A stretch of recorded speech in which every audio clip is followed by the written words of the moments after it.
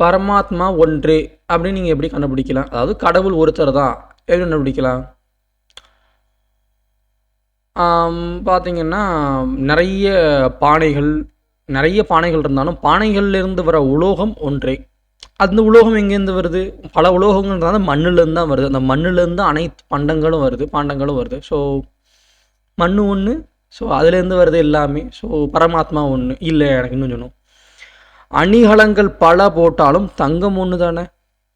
தங்கம் ஒன்றுலேருந்து தான் பல அணிகலங்கள் போடும். தங்கம் ஒன்று இருக்குதுதான் கடவுளும் ஒன்று இல்லை. இன்னும் கிளாரிட்டி வேணும்னா, பசுக்கள் பல மாடுகள் இருந்தாலும் பால் ஒரே மாதிரி தான் இருக்கும். பால் வெள்ளை கலராக தான் இருக்கும், அதான் பால். ஸோ பால் ஒன்றே.